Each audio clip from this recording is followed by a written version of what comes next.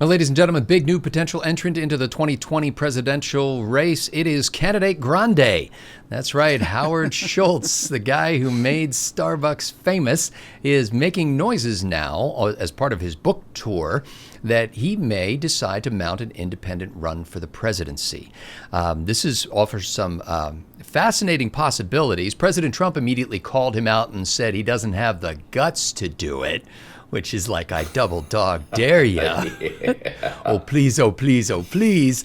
And the Democrats, from David Axelrod on down, former senior advisor to President Obama, basically said you'll do nothing but reelect the incumbent because you're going to split the vote. But Stephen Green, the premise of Howard Schultz's campaign is not so much that another billionaire could be in the White House, but the idea that there is a large chunk in the center of this country who's not in favor of an Alexandria Ocasio-Cortez Democratic Party that wants to increase the marginal tax rate on people who make $10 million or more to 70%. And it's not for the part of the people who are pleased with Obamacare because they got to keep their doctor and saw the cost curve bent downward. There's a bunch of people out there who are dissatisfied with the progressive left, but not on board with, more than anything, the President Trump's approach to things, and specifically his policy with regard to immigrants. Steve, Roger Simon, your and my old colleague at PJ Media, your current and my old, I think. Are you still at PJ Media? I don't even know. Yeah. Okay, yes. So Instapundit and for the live blog, and I've got my Vodka Pundit column there, the whole shebang. You big media people, I can never keep that straight. So anyway, Roger Simon basically said Howard Schultz could win. Do you think Roger Simon was right about Donald Trump? What do you think about Howard Schultz? Or that, at least that idea that there is this market segment? Yeah, I don't know enough about Howard Schultz to say, ooh, he's the devil, or, oh, he's the next savior. I suspect the result is somewhere in the middle, or the reality is somewhere in the middle. We'll have to see, should he decide to run, what his actual positions are. I know he's run Starbucks as a progressive company, but has he been doing that to please what he perceives as his customers' desires, or is he imposing his political will on a major corporation and its employees? I don't know what it is, and we won't know what it is until he actually decides to run and puts out some positions. That said, as you mentioned during the pre-show, Roger Simon was one of the very first political writers in the country of any stature to come out and say that Donald Trump could very well win this. He was saying that back in 2015. He went to a few rallies and said, man, this guy's really connecting. And I think the very first writer of any stature to say that Trump could win, and I think the first to say he should win, was Ann Coulter. And as you may have seen over the last few months, she has been on an anti-Trump tear lately. She even went so far just in the last couple of days on one of the news shows to contemplate if there was a way of breaking Newt Gingrich's nose. So we expect Ann to be intemperate, but I think this indicates that there's some daylight between Trump and the White House in 2020.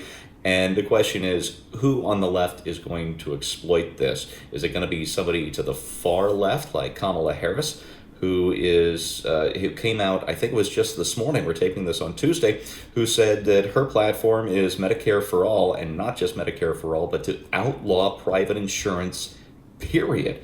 And she is being groomed by the mainstream media as the number one candidate, or at least the number one candidate for now. So we're looking at a real leftward lurch on the parts of the Democrats here, even from Barack Obama. We may pine for the day as he being the moderate of the Democratic Party, which is just how far we've descended in the last 8 years. And I think he'd be happy with that, because I think maybe that was his goal all along, to shift the debate that far over to the left, to the day where he would be seen as the moderate, because he doesn't want the Democrats to be that moderate. So that aside, what do we do with somebody like Schultz? I don't know. What I do know is this: we've got a real problem here. As I said during the pre-show, the problem with Republicans is they get elected and they break their campaign promises. The problem with Democrats is they get elected and they live up to their campaign promises, and that might create enough wiggle room for somebody more centrist than a Kamala Harris, but more to the left of Donald Trump. We'll see. It's going to be really fun to watch play out if he does actually throw his hat in the ring. Well, Bill Whittle, as you know, no independent candidate for the presidency has won since George Washington. And so there's a track record here of a great difficulty. Michael Bloomberg, who mounted a run in 2016 for a while, is saying that Schultz should not do it because he's going to split the vote. But I think, Bill, can't you agree that Schultz is looking at this American electorate and saying, there are people in the Republican Party who feel marginalized by Trumpism. There are people in the Democratic Party who feel marginalized by progressivism. And at least according to the marketing legwork that his people are doing, he's seeing a significant chunk there that might be worth going after. Now, he hasn't committed to running yet. And, you know, your concern expressed during our backstage meeting for members only was that Starbucks has this record of progressive kinds of political posturing. But one could argue, as Steve sort of hinted, that Starbucks does what's in Starbucks' best interest. And if they think it's going to make them money, they'll do it. And who are you to say, Bill Whittle, that a guy who's a CEO of a company shouldn't do whatever he thinks will generate the most business? Do you think this is a fool's errand if he should pursue this, or is he just promoting a book? A lot to unpack there. Yeah. I was interviewed by Dave Rubin, I want to say about a year ago, and most people know that Dave is a former liberal and in so many ways socially the antithesis of what social conservatives are. And towards the end of that interview, I said, you know, Dave, you could take 10 of your followers and 10 of my followers, put them in a room, and come up with a political platform that 85% of the American people would get behind and vote. That there would be no problem to do that at all, I think. And in a country that's split down the middle 50-50, the idea of reorganizing people along different lines, and that these not only are the parties obsolete, but their positions are obsolete. They're just so blurry now that it just, you know, it's time for a fresh start. So I think, yes, I think somebody could come riding in from outside and really, you know, just break open the field by capitalizing on most Americans' exasperation, frustration, and disgust with political parties as they exist and have existed for some time. With that said, I don't think this is the Messiah. He may be John the Baptist. The reason is because if you're going to do that, I think if you're going to be an outsider who actually gets the middle, you got to get the middle. You can't get the left middle. You got to get the middle. And anybody who's coming out from Starbucks, I am immediately, deeply, deeply, deeply suspicious of. He's got a big hill to climb with me, a big, big hill. Starbucks is not only one of the companies that said no guns allowed in Starbucks. You know, most conservatives don't forget things like that. I remember when Starbucks said it, I said, okay, all right, that's your decision, Starbucks, got it. And you know, with the Christmas, Merry Christmas thing and all the rest of it, you can't get away from that.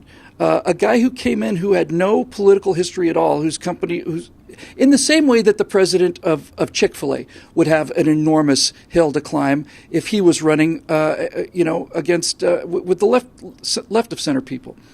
So I think a person could ride to the rescue in a sense on a white horse and actually win the election.